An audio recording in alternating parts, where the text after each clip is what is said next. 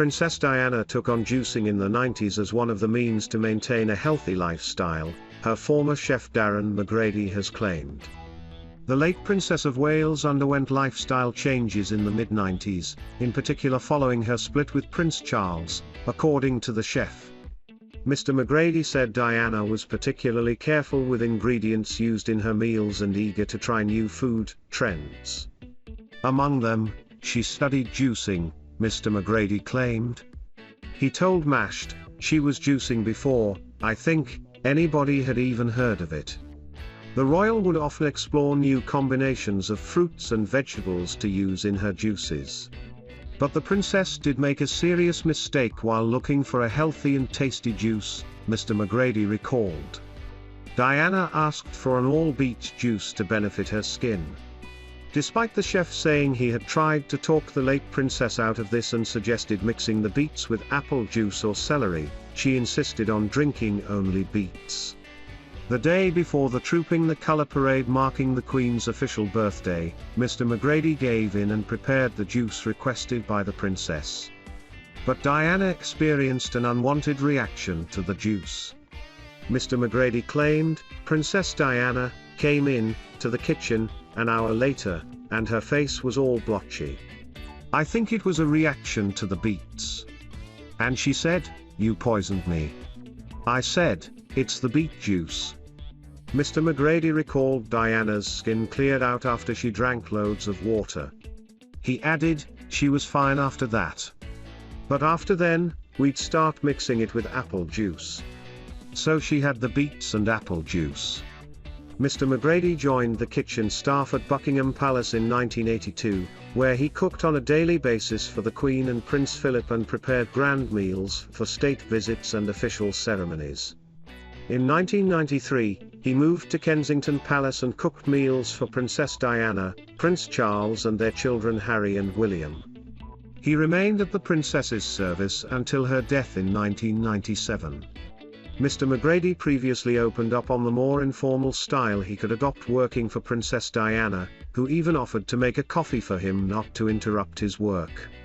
In a video shared on his YouTube channel earlier this month, he said, I always suggested 2 puddings for the menu Diana's favorite and one the Queen didn't like, so I knew the Queen would pick the bread and butter creme souffle. It worked every time and the princess got it whenever she visited the Queen. Court circular, which lists every official event carried out by working royals, stated on Monday the Queen had delegated a key engagement to Sophie, her youngest daughter-in-law. An entry dated November 22 read, the Queen was represented by the Countess of Wessex at the funeral of the Lady Maclean, which was held in the Chapel Royal, Hampton Court Palace, East Molesey, Surrey, this afternoon. This comes as the Queen continues a period of rest advised by her medical team. It first emerged the monarch had been told to stick to light desk duties on October 20, when she cancelled a planned 2-day trip to Northern Ireland. This month, she missed the evening reception at COP26, the Festival of Remembrance and the opening session of the General Synod. Buckingham Palace had announced the Queen would interrupt her period of rest at the palace to attend in person the National Service of Remembrance at the Cenotaph in London on November 14. However, hours before she was due to appear on one of the balconies of the Foreign and Commonwealth Office, the palace announced the sovereign could no longer attend. A statement said, the Queen, having sprained her back, has decided this morning with great regret that she will not be able to attend today's Remembrance Sunday service at the Cenotaph. Her Majesty is disappointed that she will miss the service. Prior to this year, the monarch had skipped only 6 national service of remembrance ceremonies since her coronation in 1953. 2 were due to pregnancies, first in 1959 when she was expecting Prince Andrew and later in 1963, ahead of Prince Edward's birth. The other 4 ceremonies were missed by the Queen as she was undertaking official visits abroad. Had she attended the service, the monarch would have likely appeared on the central balcony next to Camilla, Duchess of Cornwall, and Kate, Duchess of Cambridge, in accordance with the royal pecking order. Her absence mixed up the order on the balconies, with Sophie taking a more prominent position as she joined Camilla and Kate. From the balcony, Sophie watched husband Prince Edward take part in the service and lay a wreath of red poppies. Sophie has often been described by royal commentators and sources as one of the Queen's favourites. The Countess joined the royal family in 1999 upon marrying the Earl of Wessex and became a full-time working royal a few years later, after she left her career in PR. She has since gradually gained the confidence of the Queen and, insiders have noted, she has often been chosen as a companion by the monarch on her trips to church when the pair were at Balmoral or Sandringham together. The trust the Queen has in Sophie became apparent in April, following the death of Prince Philip. In the immediate aftermath of the death of the Duke of Edinburgh, Sophie, Edward and their eldest child Lady Louise were spotted visiting the grieving Queen multiple times. Moreover, they updated the public with details about the Duke's passing. And, Sophie told the press, when asked how the 95-year-old was doing, "The Queen has been amazing." A few days after Philip's death, Sophie also released to the press an intimate picture of the Queen and the Duke she had taken while they were all vacationing at Balmoral. The Queen is also believed to be particularly close to Lady Louise and her brother James, Viscount Severn. Lady Louise, in particular, struck the Queen with her love for Balmoral and horse riding, according to reports. And she famously shared with Prince Philip the love for carriage driving, which she discussed in the BBC documentary aired after the Duke's death.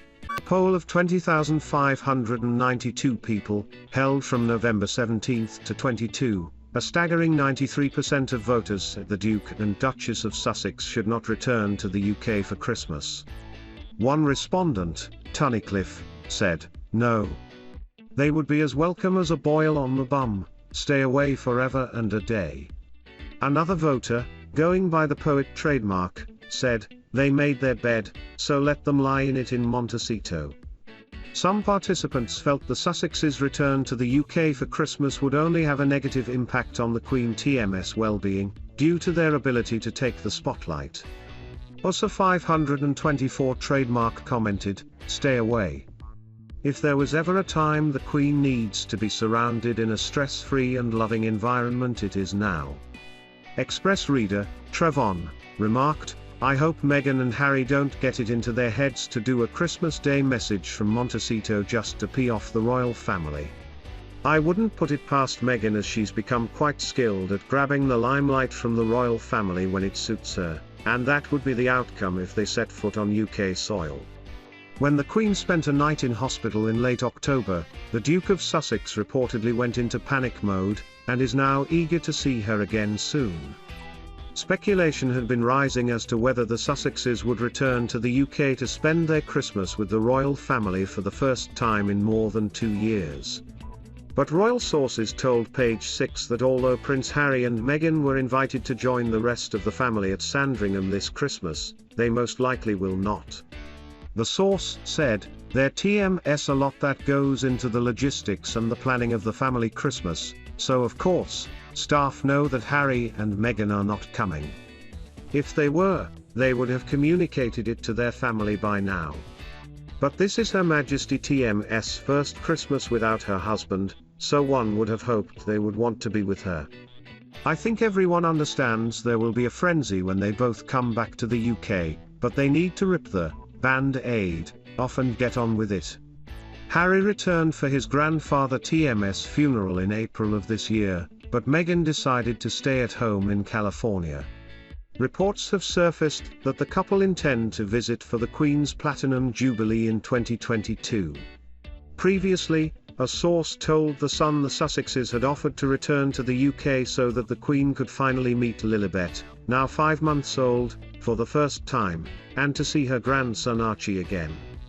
They said, "Harry and Meghan have made this offer, but a lot of people are shocked by the sheer nerve of it. They may genuinely want to see the Queen, but it TMS breathtaking given what they TMV put her through this year."